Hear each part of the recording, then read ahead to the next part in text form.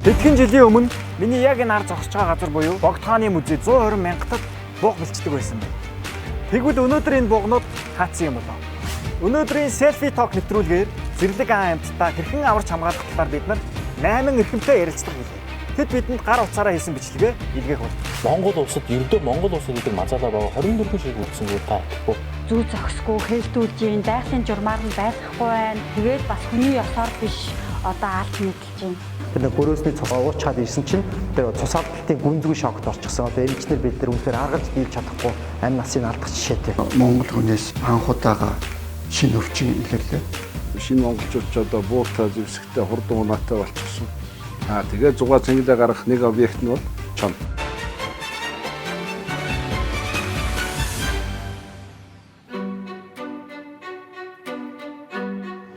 Дэлхийд дахинд зэрлэг ан амьтад устж үгүй болж байгаа талаарх мэдээллийг бид нар өдөр болгон фэйсбүүкээс авч өгч байна.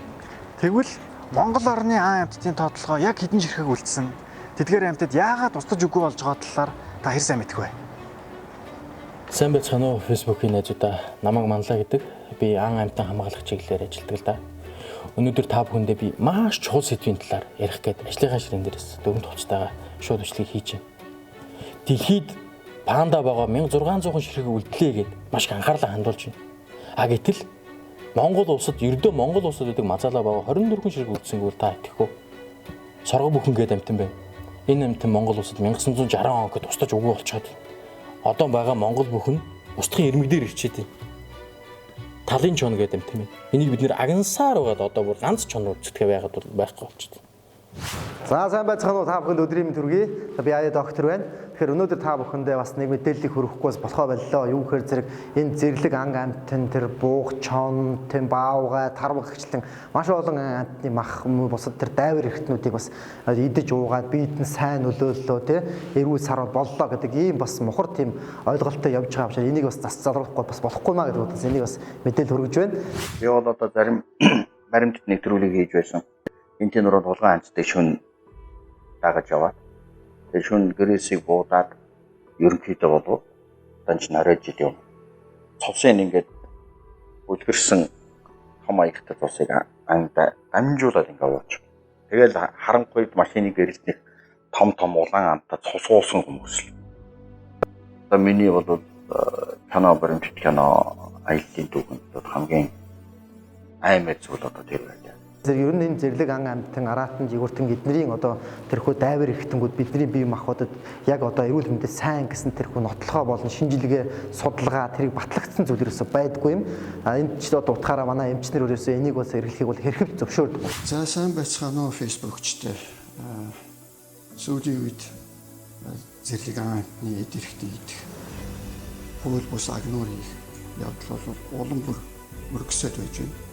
За үүнтэй холбоотойгоор тэр хүнд ямар эрсдэл гай авчирж байгаа талаар өнөөдөр ярих гэж утсан юм аа. Манай ард түмэн болохоор өөрсдөө дур мэдэж одоо ингээд хэн нэгний одоо юу гэдгийг сайн шаардлагаар тэр одоо чонын одоо махыг тэр одоо баавгаан одоо элгийг идчихэд юм уу ийм ойлголттой яваад байгаа маа. Гэтэл яаж нэгээр бодит байдал дээр эмнэлгийн практик бид нар дээр ирж байгаа хүмүүс маань дандаа хүндэрч гисэн шокт оржчихсан ийм аюултай байдал ирж байгаа. Жишээлбэл сая нэгдүгээр эмнэлгийн одоо энэ цусны дасагт тэр гөрөөсний цус гэдэг яргуу үйлс ямаан цус гэдэг чилүү тэр гөрөөсний цус идчихэд уучаад ирсэн чинь тэр цус алдалтын гүнзгий шокт орчихсон. Одоо эмчнэр бид нар үнэхээр аргалж дийлж чадахгүй амь насын жишээтэй. Өнгөрсөн өвөл таргунаас Монгол хүнээс Монголд дэлхийд анхудаага гарч байгаа шинэ хорхоон талаар үзүүлье. За ингээд энэ бол тарваг, зурам, хэрэм зэрэг мэрэг шамтын хотуудад байдаг хорхоо. За энэ хорхоо бол Монгол хүнээс гарлаа гэдэг маань ямар учиртай гэвэл тэр өвчтөн маань одоо өөрийнхөө хотоодны өвчнөөс салахын тулд тарвагны түүхийн хотоо залгиснаар энэ өвчтөй болсон. Хүн маань ялангуяа энэ ойр дотн хамаатан садан хайртай дотны бүхэндээ энэ зэрлэг ан амьтдын энэ дайвар бүтээгдэхүүн махан бүтээгдэхүүнүүдийг аль болох хэрэглүүлэхгүй байхыг хичээгээр энэ бол таныг тухайн хүмүүсийг хамгаалуулж байгаа хамгийн том бас арга юм шүү. Ийм яг хөөсөө та бүхэн миний ярьсан зүйлийг бас бусад одоо хүмүүстээс шеэрлэж бас олон түмэндээс мэдээллийг хүргээсэй гэж хүсэж байна. За ингэж хэлж байгаа юм тий. Сайн мэцхан уу би загвар зөвхөн мэдгч Ариунаас ирьяна. Бүгд л нэг шүүб өмсөх ёстой, бүгд л нэг болго өмсөх ёстой юм шиг ийм үзэл бодолтой байгаатайгаа 50 тэрбум туулаад 50 сая булгыг зөвхөн одоо эмэгтэйчүүдийг гой харагдуулахын төлөө хувцас хийдэг байх нь л дээ. Одоо баг тэр амьтдаасаа илүү үнэтэй чамин тансаг юм хэмэлсэд гарсан байгаа. Шинэ технологиуд маш их гарч байгаа. Тэргээр хийсэн хувцас одоо бүх юмаа хэрэгжилж байгаараа гэж би уриалж байна. Үнийг үзэж байгаа, сонсож байгаа та хэрвээ Бурхны шишинтэн мөн бол Бурхны шний хүндэлдэг болвол 10 хорноглийн хамгийн хүнд болсон амьтны алтай амийг таслахын нүглээс ангид толёор. Манай сахал махалтын нэг залуу өдөр нь яваал морин даахгүй хөлсөн нас гарсан 20 хэдэн таруу гачаад үрээд ирдэг гэсэн. Тэгээ тэрийг махын идэж барахгүй, нохоо нэтгэхгүй. Тэрүүгээр нэг хаяад л тэгээ нэг арсын аваад цөөхөд нь дөрвөр. Тэгээд үр дүнд нь тэр нутгад ширхэд харахгүй болчихсон. Гэхдээ бид нар бас алж иддэг байлаа гэхэд шүтэн барилга байгалийн тэнцвэрээ бодох хэрэгтэй л ийм мунхаг гэж болохгүй л тэгээд хямраа сэргэнэ гэж амтан ал.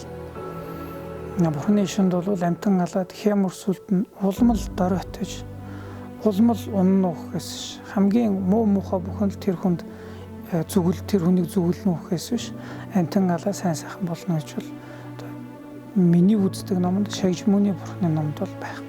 Бид нар одоо мэдэнд ойрын тэжээвэр нохоогоо бид нар мэднэ. Нохоо гэхэд л жанчуул өвддөг, эрхэлдэг, тэр чинь мэдрэмжтэй, оюун бодолтой амьд. Хүн хүнээ зохид зодож болохгүй. Хүн хүнээ алж ядаж болохгүй лугайдал Бурхны шинд 2500 жилийн хүмүүс бид нар хатуусан амьтныг хүртэл зодох занч халах. Ашигын төлөө арсыг нөмрөх тийм ээ ийм ирэх байхгүй гэд номсон л доо. Ялан шумуулыг алхад хүртэл шоргуулжийг алхад хүртэл эмээ өвөө хизээ таатай байдаг байлаад байг минийх уу ясна нүгэлтийн болохгүй гэдэг байлаа шүү дээ. Нэг ялангуяа тэр зэрлэг онгон байгальтай тэр сайхан амьтдыг зугаа гаргаж бити өнөөгөөрөө айхтар нүгэл хэлбэл болно шүү. Ер нь ихтэй над дээр бол лам юм болохоор зовсон хүмүүс ирэх юм да. Тэгтэл ам ман хийж байгаа л тэгэл буу алдаад энэ тэрэ болцсон юм баг. Тэр олон амьтны буугийн гэртээ хадгалж чад янз бүр болцсон хүмүүс баг. Тийм болоогүй байлаа гэхэд үр хүүхэд нь за элдв инээ тэрэ болцсон юм тохиол олон байт юм шүү. Бидний дунд бас мохор сүсгүүд байдаг. Юу вэ гэхээр ан амьтан агнаж тэрнийхээ эд эрхтний төвөөр нь хэрэглэж одоо тэрний үр дагавар нь өөртөө ч гэсэн буруугаар ирдэг. Юу вэ гэхээр бие орны зөнд мэдээж түүхийн нотон тийм эд эрхтэн цуснууж бол мэдээ яаж бодлон сайнаар нөлөөлөхгүй дээрэн зүйлүүдийг ухамсарлаад тэрийг одоо өдрөө болох цаг болсон. Аллах хийж ингэж зугаацдаг. Энгүүр таашаал авдаг. Өрөөсөл цаг нөхцөхийн тулд баха хандахын тулд хийж байгаа ан байгаа. Ирчүүд маань одоо ан агнуур гэдэг зүйлийг одоо жоохон зугаа цэнгэл тал руугаа болгочоод байна. Яг бас ашиг хонжооны хойноос амьдралын төлөө ан хийгээд байна уу бол бас биш. Олон тохиолдолд ерөөсөө зугаагаа гаргах. Уулын тэр сайхан халуун буугыг алчаад авсан ч юм байхгүй тэр чигт нь хаяад яв. Хууль бус ан гэдэг бол нэг осонд бол гаж дон гэж хэлдэг. Нөгөө талаараа бол энэ бол хэрцгий зугаа гэж хэлдэг юм аа. Тэр хэрцгий зугаагаар амьдч өөрийг таашаал авдаг хүмүүс бол нэг осонд гаж донгоор одоо зугаа авч байгаа хүмүүс. Гөрөөсний цусыг одоо түүхийгээр нь чоныг хидгидээр нааж машиныхан хамар дээр эд бах болгон явах. Энэ бол одоо яг эрүүл сарвал ухаантай хүн ойлгох нэм бэхтэй. Бүр хэдий анчин хүн байлаа гэхэд анчин бол хизээч хээлтэй үржлийнх нь үеэр алж чаддаггүй. Заагас барилаа гэхэд үржлийнх нь үеэр алж чаддаггүй. Тэр читэл монголчууд ч ногоон цадж байгаа малаа алж иддэг усуд шүү дээ. Монгол дээлтэй хүн явхад усны шувуу ерөөс өрөхгүй байна. Ерөөс хажууд нь очдог. Европ хувцастай хүн буухаар тэр хийтэл нисдэг. Ерөөсөө монголчууд энэ байгаль орчинд байгаа. Тэгээд тэр дотроо энэ шувуудтай одоо тайван харьцлагын одоо нэг баталгаа тэр байгаа юм байсан байгаа. Та гөрөөс янзыг бодож байгаа бол чоныг алан бодож байгаа бол за та үр хүүхдийг хүнийч бидний сэтгэлд эрсгэлтэй хүмүүс. Тэгэхээр ийм зугаа хэрцгий зугаагаар явдаг хүмүүс олон болсон. Нэг үе бодвол бид нэр их одуудаа ялангуяа хулгайн анг одоо хянах боломжтой болсон. Хүн болгон уцтай. Тийм учраас хулгайн ан хулгайнд завж байгаа хүмүүс хулгай ангийн тохиолдлыг тохиолдол бүр бидний хэлж явах юм бол болсон өргөн хүрээгээр чинь байгалаа хамгаалж болох юм. Загасны уурга ангийн бууга орхиод гэрэл зургийн дуран, төсөвчдийн дуран, за мөн одоо судалгаа шинжилгээ байгалаа таашаал авдаг янз бүрийн шин зүйлүүдээр өөрийгөө баяжуулдаг юм бий. Байгалийнхаа төлөө хамтаа нэгж хулгайн аан гэдэг юм, хууль усан мэдээлэл зугаа гэдэг юм. Эсрэг тэмцэх баян яг гэж байна. Одоо гарал үүсэл битгий дотроо юутай гэдгийг мэдэхгүй зэрлэг амтыг эсвэл зэрлэг уурмалч гэх юм уу те төрөл бүрийн одоо зүйлийг хэрэглэснээс баталгаатай нотлогоотой им тан ууж өөрсдийгөө итгээгээрэй.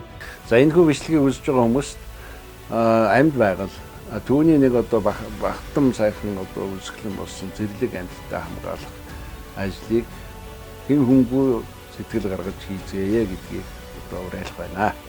Амьтны эд эрхтний хууль бус худалдааг илрүүлэх нь амар ажил биш бөгөөд хулгайн анги таслан зогсооход мэдээлэл хамгийн чухал байдаг. Үүнд иргэн бүр тал хэрийн нүд чихэн болж байгаль хамгаалагч болох хэрэгцээтэй байна. За тэгээд нутгийн иргэд, малчин, Улаанбаатарчууд гээд улс нийтээрээ бүгдээрээ байгаль хамгаалагч нар болцгоё.